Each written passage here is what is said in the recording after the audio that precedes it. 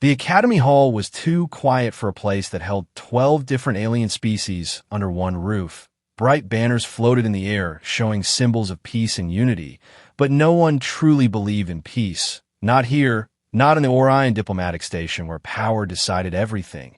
And humans had very little of it. They were new, fragile, and constantly watched. Ethan stood near the back of the chamber, trying not to draw attention. He had trained for months to behave perfectly, to speak carefully, to never offend anyone, especially not her. She stood at the center of the room, surrounded by her own kind, tall, graceful, with silver blue skin that reflected the light like polished metal, her eyes sharp and unreadable. She was known across the station as Commander Lyra of the Virex Dominion, the strongest military species in this sector. Her people did not joke, they did not laugh, and they never smiled. Smiling in their culture meant dominance or challenge, and sometimes it meant death. Ethan knew this. Every human knew this. It was written in every rulebook they were forced to memorize. Do not stare, do not speak unless spoken to, do not show teeth. But humans had a strange weakness. They reacted before they thought, and that was exactly what happened. Lyra had just finished speaking about Alliance protocols, her voice calm and cold. And for a brief second, when the lights shifted across her face, Ethan noticed something different. The edge of her lips moved slightly, not a smile, not fully, but something softer, something almost human. And without thinking, without calculating the risk, without remembering the warnings, he stepped forward and said the words that would freeze the entire hall. "You have a nice smile." The silence that followed was not normal silence. It was heavy, thick, suffocating. Conversation stopped mid-breath. Translators flickered and went still. Even the floating security drones paused in the air, as if confused. Ethan realized too late what he had done. His heart began to pound so loudly he thought others could hear it. Several alien delegates slowly stepped away from him, creating distance, as if an explosion was about to happen. One of the Virex guards turned sharply toward him, hand moving toward a weapon that hummed with dark energy. No one spoke. No one dared to move, because everyone knew the stories. A merchant once made a joke about Virex eyes glowing in the dark. He disappeared the next day. A pilot accidentally laughed during a Virex anthem. His ship was denied clearance forever, and now a human had commented on the commander's face. Lyra did not blink. She did not breathe. She simply froze. Her silver blue eyes locked onto Ethan, scanning him, measuring him, calculating something no one else could understand. Seconds passed like hours. Ethan felt heat rising in his face. He wanted to apologize, to explain, to say it was just something humans say, but his voice refused to work. The guards waited for her signal. One small gesture and the human would be removed, quietly, permanently. This was how power worked in the galaxy, and humans were at the bottom of that ladder. The Central Council leader slowly stood, clearly preparing to smooth over the situation. But before he could speak, Lyra moved, and the entire chamber tensed. Her hand lifted slightly, and the guards stopped instantly, obeying her silent command. She stepped forward toward Ethan, each step echoing across the polished floor. And now the fear was not just his, it belonged to everyone in the hall, because no one had ever seen her walk toward someone like this without authority behind it. She stopped directly in front of him, taller, stronger, her presence almost overwhelming. Ethan forced himself to look up, even though every instinct told him to lower his eyes.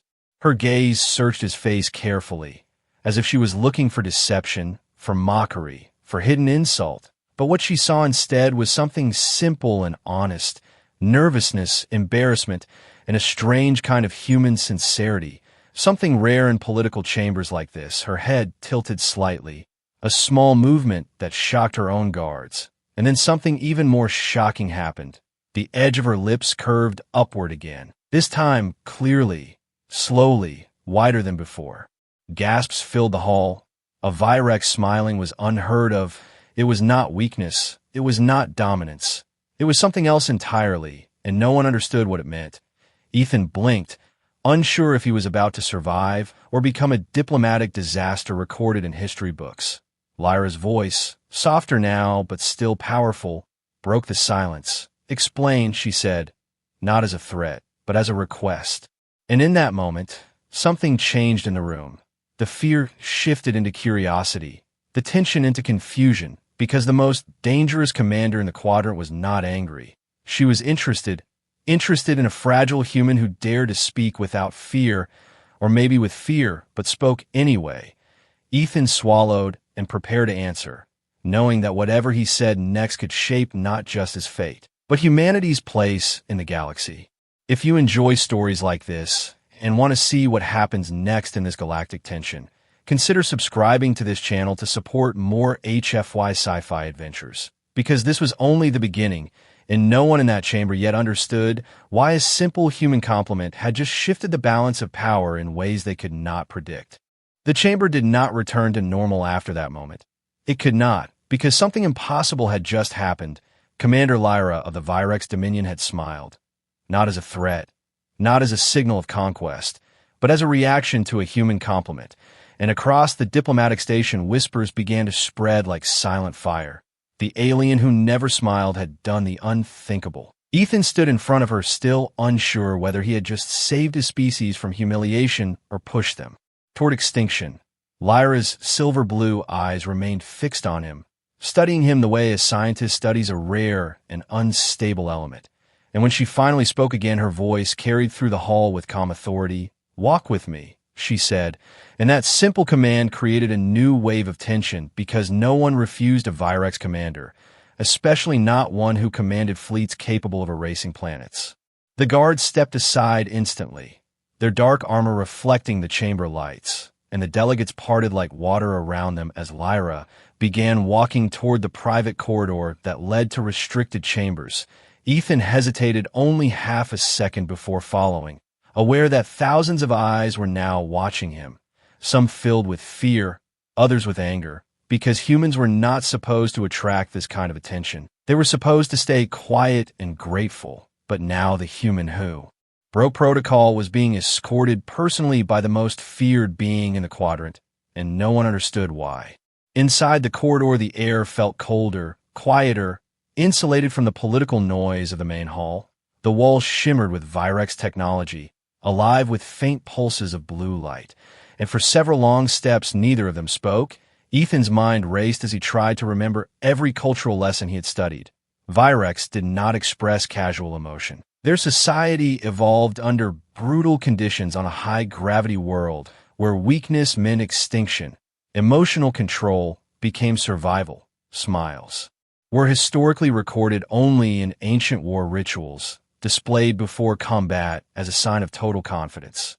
So why had she smiled now? And more importantly, why had she asked him to explain instead of ordering his removal? They reached a sealed chamber, and the door slid open without a sound, revealing a private observation room overlooking the stars. Massive windows displayed the dark stretch of space dotted with distant suns. Lyra stepped inside, and the door closed behind them, isolating them completely. Ethan felt the weight of the moment press against him. This was not just a conversation. This was an evaluation, and perhaps a test. Lyra moved closer to the window and stared at the stars for a few seconds. Before speaking, her voice lower now, less formal. "No one has ever said that to me," she admitted, and those words alone would have shaken the entire council if they had heard them, because vulnerability was not a Virex trait. Ethan blinked, surprised by the honesty in her tone. "On Earth, it's normal," he said carefully, choosing simple words. "When we think someone looks happy, we say something kind." He paused, unsure if he was making things worse. It was not a challenge, not dominance, just kindness. The last word felt fragile in the air between them, as if it might break under the weight of Virex culture. Lyra turned slowly to face him again, her expression unreadable, but not hostile. "Kindness," she repeated as if testing the meaning of the word. In Virex history, kindness was considered inefficient, unnecessary in survival calculations. Yet the way Ethan had spoken carried no hidden agenda, no fear-based manipulation, only simple honesty, and that confused her more than any insult would have. She had studied humans before, their wars, their resilience, their strange ability to rebuild after disasters that would have ended most species, But this small act unsettled her more than any human military report because it did not fit into strategic logic. Outside the chamber, rumors grew stronger. Alien delegates contacted their governments, asking whether this was a diplomatic maneuver. Some believe humans had discovered a psychological weakness in the Virex commander. Others feared a secret alliance forming behind closed doors. Tension began rising across the station. Security levels quietly increased. And deep within the council archives, old Virex cultural records were accessed for the first time in centuries, searching for any precedent of such behavior. But there was none. Lyra had never smiled during negotiations, never during war briefings, never even during personal victories. She was known as the unmoving blade, precise and emotionally distant. Back in the chamber, Lyra stepped closer to Ethan, studying him not as a threat, but as a puzzle. "If your kind shows teeth as kindness," she said slowly, "then your species hides strength behind softness." And there was no insult in her tone, only curiosity. She had seen humans fight pirates in outer sectors with reckless courage. She had seen them rebuild colonies after radiation storms. And now she saw a human brave enough to speak casually in a room full of predators. Perhaps humans were not weak. Perhaps they were simply different. Ethan felt the intensity of her gaze, but did not look away. Not out of defiance, but out of simple human stubbornness. "We smile even when we're afraid," he admitted quietly. "Sometimes it helps us survive." That statement lingered in the air, because survival was a language the Virex understood perfectly. And for the first time, Lyra considered that maybe humans had survived not because of brute strength, but because of something far more dangerous: emotional unpredictability. She turned back toward the stars, her reflection faint in the glass. And again that small curve touched her lips, softer this time, more natural, as if the expression was no longer foreign. "Your words disrupted 1,000 years of discipline," she said calmly. "Do you understand the risk you created?" And Ethan swallowed, aware that whatever answer he gave now could define the fragile bridge forming between their species. While beyond the sealed walls of that chamber, the galaxy waited, watching closely, because the alien who never smiled had begun to question her own nature, and that was far more dangerous than anger ever could be. The silence inside the observation chamber felt heavier than before, not hostile, but charged with something neither of them fully understood. Lyra stood with her back to the stars while Ethan faced her, realizing that his simple human instinct had triggered something far bigger than embarrassment. It was not just a compliment anymore. It was a cultural misfire with consequences spreading beyond those walls. And the first sign of that came when the station lights outside flickered briefly, a subtle signal that higher security protocols were being activated across diplomatic sectors. Some on the council believed this was not accidental. They believed the human had done something intentional. Lyra finally turned from the window, her silver blue eyes sharper now, focused not on emotion but on analysis. "In Virex society," she began slowly, a smile shown outside of ritual combat is interpreted as either mockery or a declaration of dominance. She stepped closer, not threatening but precise. "If one of my officers had said what you said, it would have resulted in a duel." The word duel did not need explanation. Ethan understood immediately that such a challenge would not end with apologies. His pulse quickened, but he forced himself to stay steady, because backing away now would confirm weakness, and humans had been labeled weak enough already. "It was neither," Ethan said carefully, choosing the simplest words he could. "On Earth, we smile when we are happy, when we are nervous, even when we meet someone new." He hesitated before adding, "We use smiles to lower tension, not raise it." He watched her expression closely, tried to read any sign of anger, but instead he saw calculation, her mind adjusting old rules against new data, which was far more unsettling than rage. Lyra circled him slowly, not like a predator hunting prey, but like a commander studying battlefield terrain. "Your species reveals emotion freely," she observed.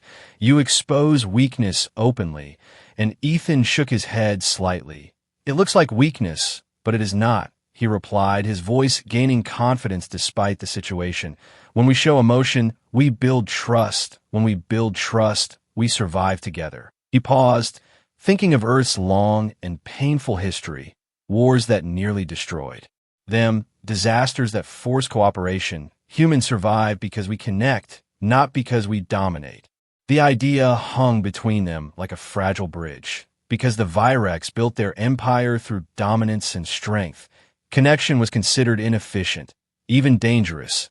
Yet Lyra had seen human colonies operate in ways that defied pure logic. Small groups surviving impossible odds because they protected each other with fierce loyalty, something no Virex algorithm had fully explained. Beyond the chamber, tension was rising rapidly. Several delegates had already submitted formal protests claiming the human had attempted psychological manipulation of a Virex commander. Rumors spread that Earth's diplomats were using emotional tactics to destabilize stronger species. Security officers reviewed footage repeatedly, searching for hidden signals or coded gestures. And within Virex command ships orbiting the station, reports were being filed directly to the Dominion High Corps, a governing body that did not tolerate irregular behavior from its commanders, especially not emotional irregularity. Inside, Lyra stopped pacing and faced Ethan directly. "You disrupted more than etiquette," she said, her tone still calm but edged with gravity. "You forced me to experience an expression outside its intended purpose." She touched her own lips lightly as if unfamiliar with emotion. "When you spoke, I felt no insult, no dominance challenge, only warmth." The final words sounded almost foreign in her mouth, and that frightened her more than any threat could have, because warmth was not a controlled variable in Virex doctrine. Ethan noticed the subtle change in her posture, less rigid, less armored by discipline, and he understood that this was not just about cultural difference, it was about identity. If a Virex commander could smile for reasons outside combat ritual, then centuries of emotional suppression might not be absolute truth, and that realization could fracture her authority. "I did not mean to cause trouble," he admitted quietly. "I just reacted the way humans do." Lyra studied him for a long moment, and something in her eyes shifted from analysis to introspection. "That is precisely the problem," she said softly. "Your species reacts." And in that simple statement lay the heart of the misfire. Humans did not filter every word through hierarchy and survival calculus. They spoke from impulse, from emotion, from instinct. And that unpredictability could either destabilize galactic order or strengthen it in ways no one anticipated. Suddenly, a low chime echoed through the chamber, signaling an incoming secure transmission. Lyra did not break eye contact as she activated it with a subtle hand gesture. A holographic symbol of the Virex Dominion appeared briefly, pulsing red, a direct inquiry from High Corps Command. They were already aware, already questioning her deviation from protocol. The timing made one thing clear. This incident was no longer private. The hologram faded after transmitting a silent code that only she could interpret, but Ethan saw enough to understand the situation was escalating. "They are watching," she said quietly, confirming his fear. "They believe you may be testing my authority." And now the stakes became clearer than ever. What started as a compliment could evolve into interstellar suspicion. If the Dominion concluded that a human had influenced her behavior, it would justify restrictions on Earth's diplomatic access, maybe even sanctions or worse. Ethan felt the weight of that possibility, but instead of panic, he felt a strange resolve. "Then tell them the truth," he said. "Tell them a human saw something good and said it out loud." It sounded simple, almost foolish against the complexity of galactic politics. Yet that simplicity was precisely what unsettled Lyra, because truth delivered without calculation was rare, especially in halls built on strategy. She moved toward the window again, staring at the vast darkness beyond, where fleets and alliances balanced on fragile agreements. And she realized something that unsettled her more deeply than any political consequence. The warmth she felt when he spoke had not disappeared. It lingered, subtle but persistent. And for the first time in her disciplined life, she questioned whether her species had mistaken emotional suppression for strength. Outside the chamber, the station buzzed with tension, unaware that inside, the true shift was not political but personal. Because the cultural misfire had not created anger. It had created curiosity. and curiosity in a Virex commander was far more unpredictable than rage. And as Lyra turned back toward Ethan once more, her voice quieter but resolute, she made a decision that would ripple far beyond this room. "You will remain under my observation," she said, not as a threat, but as a declaration. And somewhere deep in the vast structure of galactic power, invisible lines had begun to move, quietly, dangerously, and no one yet understood how far those ripples would travel. From that moment forward, Commander Lyra did something no Virex commander had done in recorded history. She began studying a single human not as a threat assessment, not as a military variable, but as a question that refused to leave her mind. And across the Orion diplomatic station, the news spread carefully, quietly, that the unmoving Blade had taken personal interest in the species once labeled minor. Humans were strange. That much every archive agreed on, but now strange no longer meant weak. It meant unpredictable, and unpredictability in a galaxy built on rigid power structures was dangerous. Lyra requested access to human behavioral archives under the excuse of strategic evaluation. The Council granted it without hesitation because they believed she was searching for weaknesses, but what she found unsettled her far more than a battlefield report ever could. Humans survived an extinction-level asteroid and turned it into a scientific achievement. They nearly destroyed themselves in world wars and then built global alliances stronger than before. They split the atom, and instead of ending their story, they stepped into space.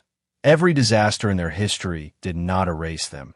It refined them, and woven through every conflict and catastrophe was something she could not quantify. Emotion used as fuel, fear transformed into courage, grief turned into unity. Meanwhile, Ethan continued his assigned duties under her direct supervision, which caused visible discomfort among other species. He attended briefings, translated minor human protocols, and answered questions she asked with unsettling directness. He did not treat her like a distant war figure. He spoke to her the way humans speak to each other, respectfully, but without worship. And this alone confused her guards, who were trained to maintain strict emotional distance. One afternoon, during a tactical simulation exercise, she observed something that forced her to pause the entire scenario. A simulated pirate fleet ambushed a mixed-species convoy. Standard protocol predicted heavy losses until reinforcements arrived. Virex doctrine favored calculated retreat and regrouping, but Ethan suggested something different: distract them. He said simply, "Make them chase something they think is weak." The room reacted with skepticism, but he explained further. Humans had survived predators on Earth not by overpowering them, but by confusing them, setting traps, using creativity instead of brute strength. The simulation was reset, and his strategy implemented experimentally. The pirate fleet fractured formation, chasing false signals and decoy ships, buying time for reinforcements to strike from unexpected angles. The room fell silent when the results displayed a 67% increase in survival rate. Lyra did not smile openly this time, but her eyes shifted with recognition. Humans did not simply endure, they adapted quickly, and they were comfortable operating inside chaos where other species demanded order. This realization unsettled several senior delegates, who quietly began filing reports suggesting that humanity's unpredictability posed a strategic instability risk. Fear of what cannot be predicted spreads faster than fear of strength, and now whispers moved through council corridors that perhaps Earth should be limited before it grew too influential. Yet Lyra continued her observation, not blindly supportive but intensely analytical. She requested footage from human disaster relief operations on distant colonies. She watched as unarmed human engineers ran into unstable environments to rescue alien civilians. She observed human medics treating species that once insulted them publicly. She studied how humans laughed during crisis briefings, not out of disrespect, but as a pressure release, a method of keeping fear from taking control. And slowly, quietly, something inside her long-disciplined worldview began to shift. One evening, she summoned Ethan to the observation deck again, stars stretching endlessly beyond the glass. "Your species should not have survived its early centuries," she said calmly. "Your wars were inefficient, Your political division's unstable. Ethan nodded without defensiveness. We know, he replied. We almost ended ourselves many times. She tilted her head slightly. Then why are you still here? And this question was not sarcastic. It was genuine. Ethan took a slow breath before answering. Because we care, he said simply. Even when we fight, even when we fail, we care about something, about someone that makes us stand back up. The simplicity of the answer disturbed her logic systems. Care was inefficient, but efficiency had not saved species lost to extinction events across the galaxy. Perhaps there was strength hidden inside what the Virex dismissed as emotional excess. Unbeknownst to them, Virex High Core Command had begun deeper review of her behavior. Statistical anomalies flagged her reduced aggression markers and increased cross-species engagement. Some within the Dominion saw this as growth. Others as contamination, and political tension tightened invisibly like a wire pulled too far. If she appeared compromised by human influence, her command could be reassigned, and a more rigid successor would not hesitate to isolate Earth diplomatically. Lyra sensed this pressure without being told. She felt the scrutiny in encrypted messages and subtle shifts in fleet command patterns, yet she did not withdraw her observation.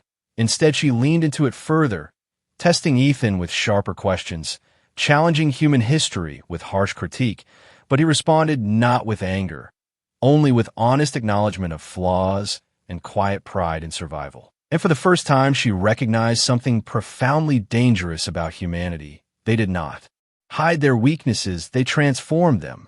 As days passed, she noticed another unsettling detail. Whenever tension rose in meetings, Ethan's presence seemed to lower it. His small jokes, his relaxed posture, his steady eye contact subtly influenced room dynamics. Species that distrusted each other responded more calmly when a human mediated. It was not dominance, it was balance. And balance in a fragile galactic alliance was more powerful than fleets. Standing again before the stars, Lyra allowed herself a private realization she would never speak aloud. Humans were strange, yes, but strange in the way gravity is strange to those who have never fallen. Subtle yet unstoppable, soft yet shaping entire worlds over time. And if the Dominion failed to understand that soon, they might mistake gentleness for weakness at the worst possible moment. Behind her composed expression, calculations continued. Not about conquest, not about defense, but about possibility. Because if a species that fragile could survive so much and still smile, then perhaps strength was not defined by silence and control alone. Perhaps strength also meant daring to show emotion in a galaxy that feared it. And as distant stars flickered beyond the station glass, Lyra realized the most dangerous truth of all. Humanity was not rising loudly. It was rising quietly. And quiet change is the hardest to stop once it begins. The first sign of a new threat did not come with explosions or dramatic warnings. It arrived as silence. A mining colony on the outer edge of Virex-controlled space stopped transmitting mid-cycle. No distress signal, no debris field, just absence. At first it was dismissed as technical failure, but then a second outpost vanished, then a third, each one located further beyond the mapped trade lanes. As if something was testing the border carefully, probing without revealing itself. And within days, the Orion diplomatic station shifted from cautious politics to quiet emergency preparation. Lyra received the encrypted reports before most delegates even knew there was a problem.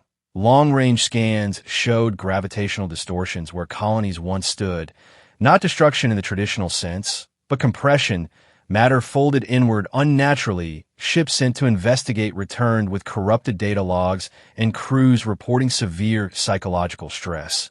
Some spoke of shadows moving against starlight. Others described hearing signals inside their own communication systems that were not part of known language structures. And then one scout ship failed to return entirely. The council convened urgently. Species that normally argued over trade tariffs now sat in rare agreement that something was deeply wrong. Holographic projections displayed the affected sectors, red markers spreading slowly like infection points across a star map. And for the first time in many cycles, the Virex did not project absolute certainty. Lyra stood before the chamber, posture steady, voice controlled. Yet there was an undercurrent of tension she did not hide completely. This pattern does not match piracy, rebellion, or natural anomaly, she stated. It is deliberate. Whispers moved through the chamber. Ancient records were accessed, forbidden archives unlocked, and what surfaced chilled even the most battle-hardened species. There were fragments of data from thousands of years ago describing a civilization erased by something referred to only as the null tide, an entity or force that did not conquer territory. It consumed it, not with fire or bombardment, but with gravitational distortion and signal corruption, leaving nothing stable behind. The Virex had once fought something similar in early expansion history, but records were incomplete, heavily redacted, as if the Dominion had chosen to forget certain details. Ethan listened from the human delegation section, his earlier diplomatic misstep, now forgotten in the shadow of extinction-level threat. And while many species reacted with predictable strategies of fleet mobilization and defensive perimeter expansion, he noticed something missing. No one was asking how this enemy thought, only how to stop it. And that distinction mattered, because humans had survived not by overpowering stronger enemies, but by understanding them. Lyra requested permission to deploy Virex strike fleets to the outer sectors. Authorization was granted instantly. But as the chamber prepared for war readiness, another transmission cut through the Council's internal networks, distorted, fragmented, but undeniably artificial. It was not a distress signal, not a threat, but a pattern, repeating pulses that shifted frequencies unpredictably. Each attempt to decode, it caused system instability, as if the signal adapted to analysis itself. Panic rippled across technological departments. This was not conventional warfare. In private strategy session, Lyra summoned Ethan once more, not out of curiosity now, but necessity. The observation deck felt different this time, heavy with urgency rather than philosophical tension. Your species excels in asymmetrical response, she said without preamble.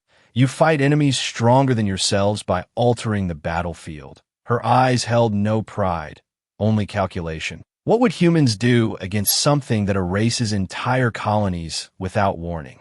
Ethan studied the star map projected between them, red sectors blinking slowly, and felt the familiar human instincts stirring. Fear, yes, but also determination. First, we would stop reacting emotionally, he said, carefully aware of the irony in speaking about emotional control to a Virex commander.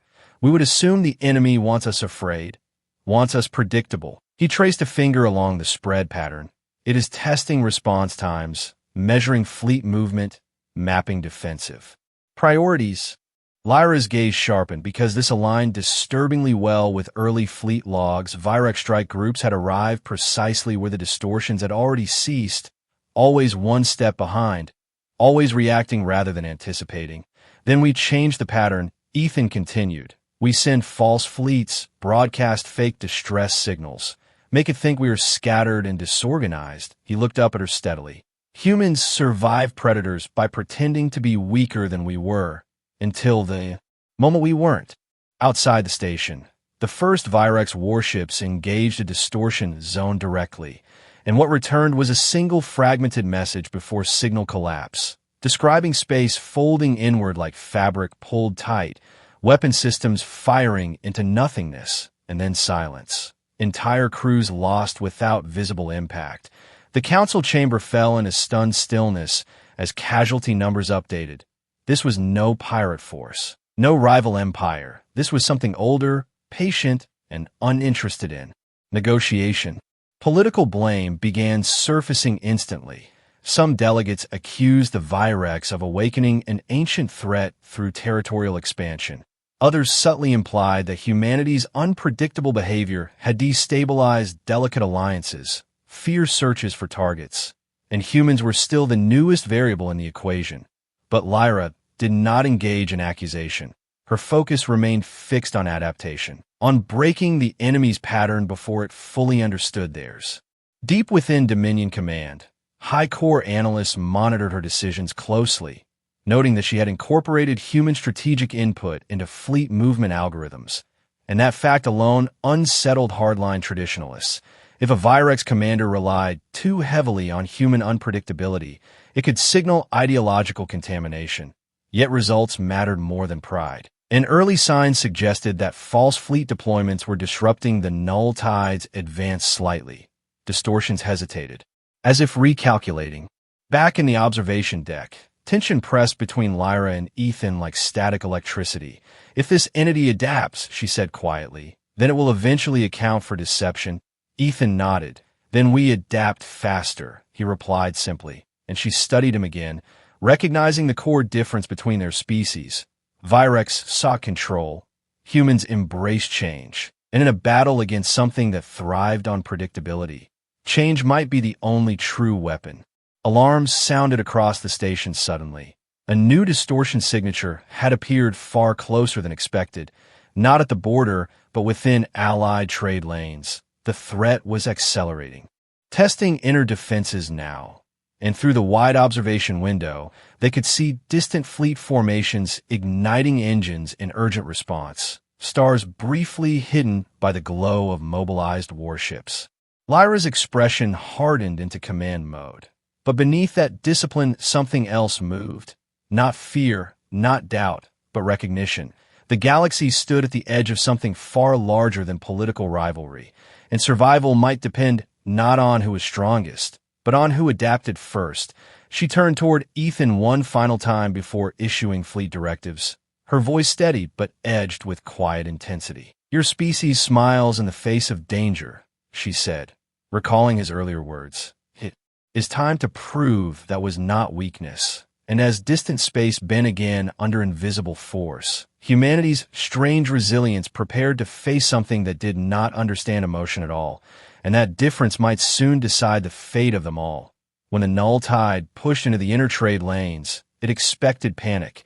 It expected fleets to rush in tight formations the way disciplined empires always did. It expected fear to create predictable defense patterns. But what it encountered instead was chaos that looked almost accidental. Human ships moved in uneven clusters, broadcasting conflicting signals, some retreating too quickly, others advancing without clear logic, and to traditional Virex commanders the strategy felt dangerously unstructured. Yet Lyra allowed it, because she had seen what humans could do inside disorder. The first coordinated countermeasure began quietly. Human engineers modified communication arrays to emit layered false data. Distress calls overlapped with civilian chatter. Outdated coordinates mixed with real-time fleet movements, creating a digital storm that blurred strategic clarity. When the null tide distortion field expanded toward what appeared to be a vulnerable supply convoy, it collided not with fear, but with a trap. Concealed Virex strike cruisers emerged from gravitational blind spots while human frigates detonated controlled energy bursts that disrupted spatial compression patterns. The distortion faltered, not destroyed, but confused. Its advance slowed for the first time since its reappearance.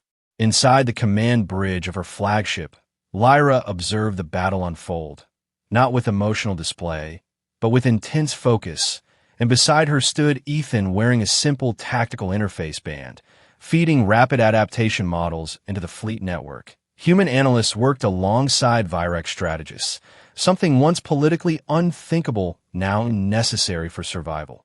Every time the null tide adjusted, humans adjusted faster, rerouting ships unpredictably, sacrificing minor positions to lure distortions into zones seeded with experimental resonance mines designed by Earth scientists who had once studied black hole behavior for curiosity rather than war.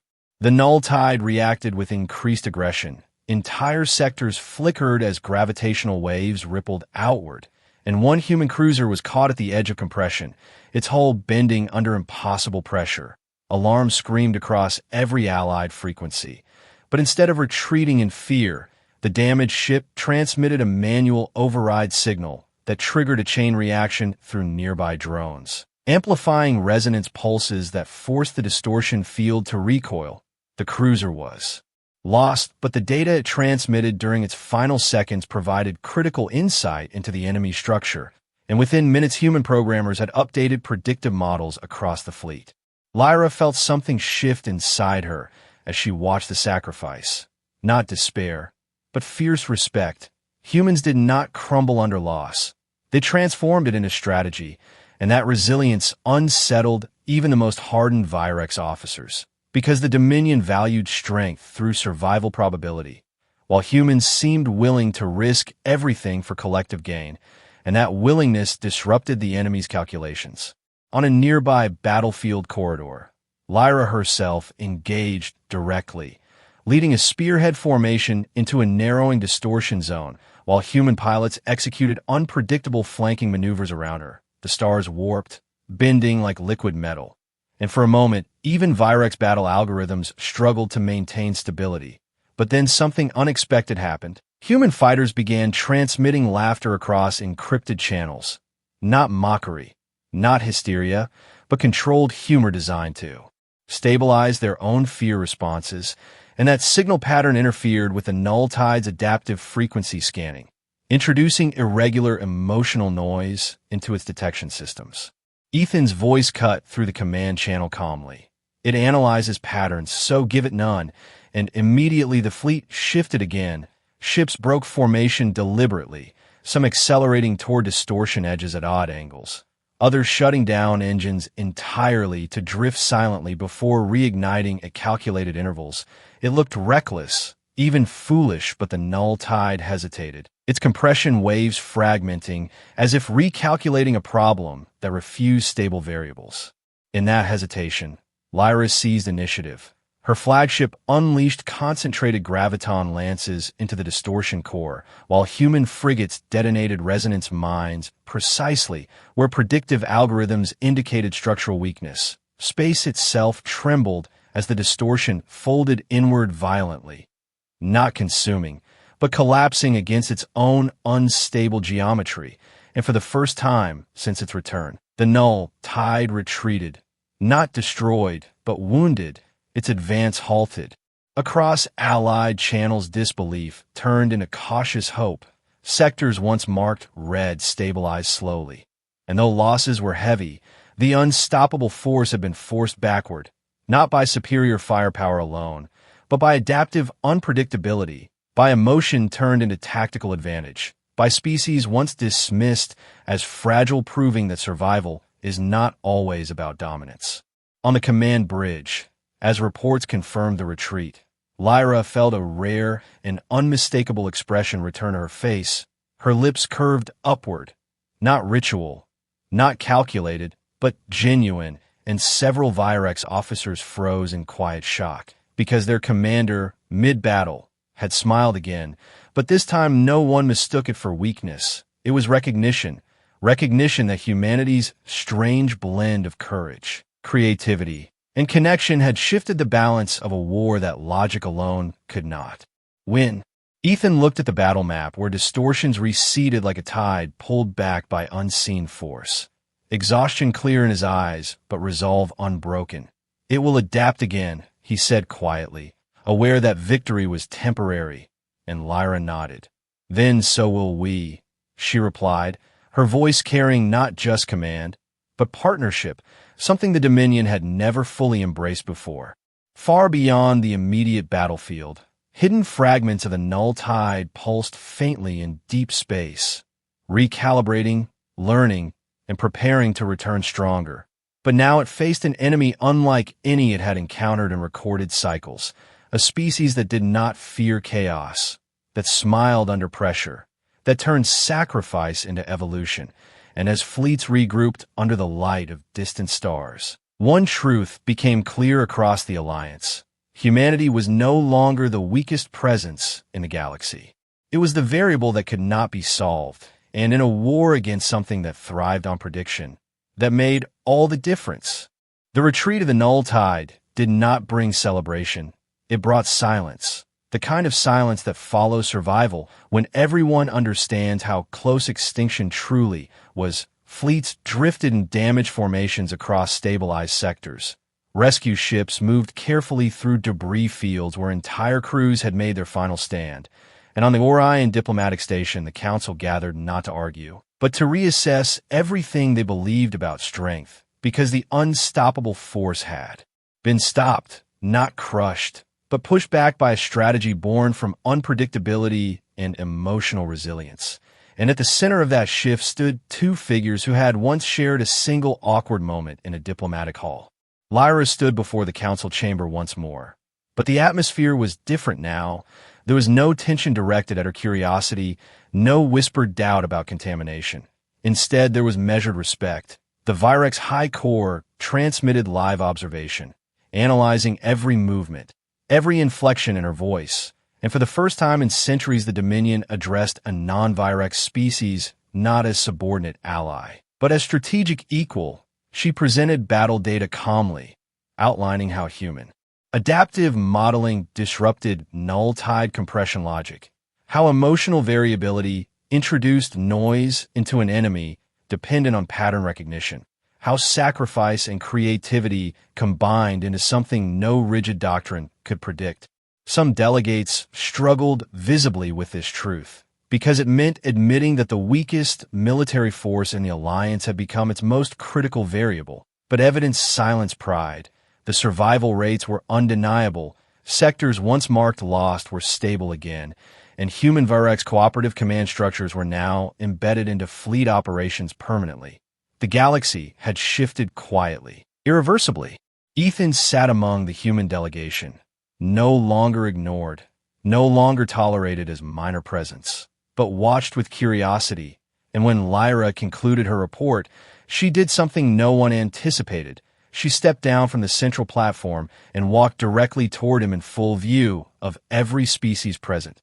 The chamber fell into attentive stillness, because symbolism mattered in galactic politics, and gestures carried weight beyond words. She stopped before him, silver blue eyes steady, and for a brief second the memory of that first reckless compliment flickered between them. "Your species altered the course of this war," she said clearly, her voice carrying across the chamber without amplification, not through dominance, but through adaptation.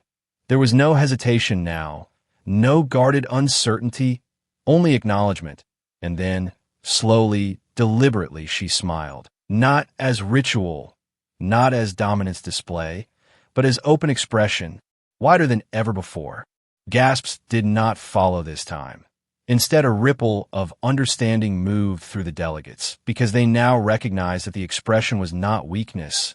It was declaration, a declaration that strength could include warmth, that control could coexist with connection, and that survival in a galaxy of unknown threats required more than rigid discipline. It required evolution. Far beyond the council walls, fragments of the null tide lingered in dark sectors, recalibrating, preparing to return with refined strategy. But something fundamental had changed in its opposition.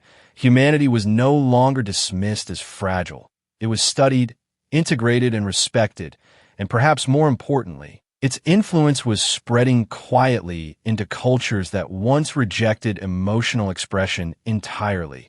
Virex training simulations began incorporating adaptive irregularity models. Younger officers questioned old suppression doctrines, and subtle social shifts unfolded within Dominion ranks. Later, on the observation deck overlooking endless stars, Lyra and Ethan stood once more where it had all begun. The vast darkness no longer felt empty, but alive with possibility and danger.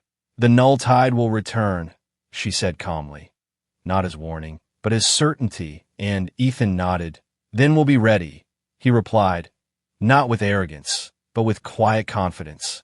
She turned slightly toward him, studying the human expression she had once misinterpreted as challenge, and now understood as something far more complex.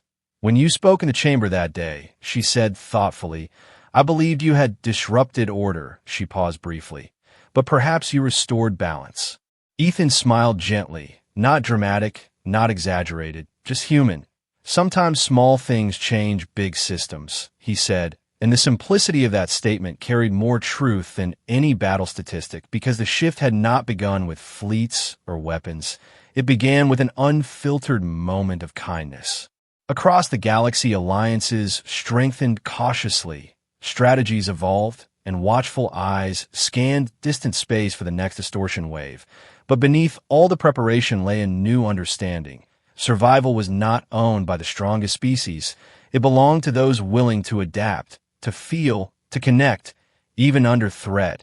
And as distant stars flickered beyond the station glass, Lyra allowed herself one final quiet reflection: that the most dangerous force in the galaxy was not the null tide, not gravitational collapse, not ancient enemies hidden in darkness, but a simple human act that defied rigid logic, a smile offered without calculation and returned without fear.